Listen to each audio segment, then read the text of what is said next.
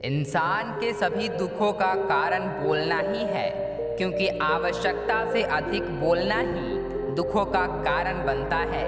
इसलिए कम बोले, सटीक बोले, मधुर बोले और सबसे जरूरी जितनी आवश्यकता हो उतना ही बोले। वाणी या बोलना ही नहीं बल्कि मौन में भी शक्ति होती है। यही कारण है कि धर्मों में भी मौन को बहुत महत्व दिया गया है। वैज्ञानिकों द्वारा भी इस बात को माना गया है कि सेहत से मौन का गहरा संबंध है और इससे मानसिक शांति भी मिलती है। मौन से विचारों में एकाग्रता आता है और रचनात्मक शक्ति बढ़ती है। इसलिए जितने भी साधु, संत या तपस्वी हुए हैं सब मौन रहकर और ध्यान लगाकर ही संसार के गूढ़ ज्ञान को प्राप्त किया है। दुखों का कारण है बोलना।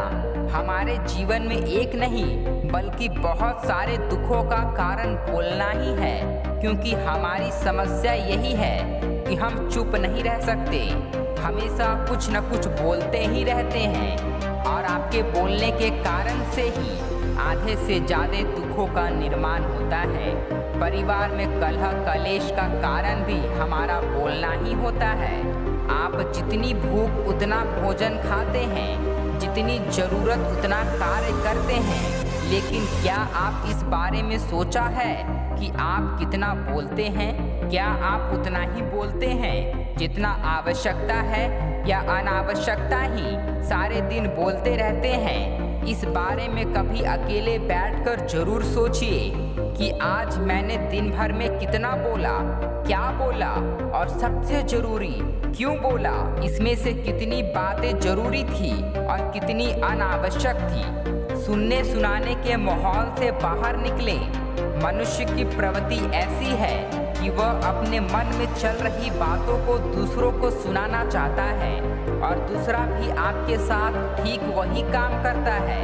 यह बात किसी अन्य और तीसरे व्यक्ति से संबंधित हो तो सुनने सुनाने का काम और भी दिलचस्पी से होता है। आप फिर जब कभी भी बैठते हैं तो इन्हीं बातों को फिर से दोहराया जाएगा और फिर से इन्हीं बातों पर विचार करेंगे। यह सुनने सुनाने का माहौल जीवन भर चलता रहता है और इस तरह से आप खो देते हैं अपना समय, अपना जीवन, अपना सोच समझ और वह कीमती पल जिसमें जिया जा सकता था और जिसमें आनंद प्राप्त किया जा सकता था। इसलिए सुनने सुनाने के माहौल से बाहर निकले।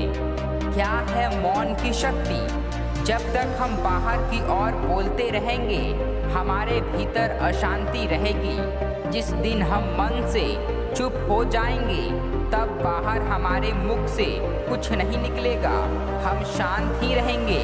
दुनिया में जितने बुराइयां हैं, परिवार में कलेश है, पति पत्नी में विवाद है, सब बोलने के कारण ही होता है। हम चुप रहना ही नहीं चाहते, हमेशा सुना देना चाहते हैं, लेकिन व्यर्थ का बोलना ऊर्जा का नष्ट होना है। इसलिए जितने भी बुद्ध, साधु, संत हुए वह एकांत की ओर गए, क्योंकि उन्हें अधिक बोलना ना पड़े और अधिक सुनना ना पड़े। महावीर ने 12 वर्ष और महात्मा बुद्ध ने 10 वर्ष मौन रहने के बाद ज्ञान प्राप्त किया। महर्षि रमन और चाणक्य भी मौन के उपासक थे, लेकिन आप इस संसार में रहकर भी एकांत रह सकते हैं। इसके लिए आपको अपनी उन ऊर्जाओं को बचाना होगा जिसे आप व्यर्थ के शब्दों में नष्ट कर देते हैं। इसलिए उतना ही बोले जितना जरूरी हो। आशा करता हूँ कि आपको समझ आ गया होगा कि मौन क्यों जरूरी है, मौन की शक्ति क्या है। तो इसी के साथ मैं मिलता हूँ अगली एक और वीडियो में। तब तक के लिए वीडियो को लाइक करना और चैनल को सब्सक्राइब करना। Thank you for watching.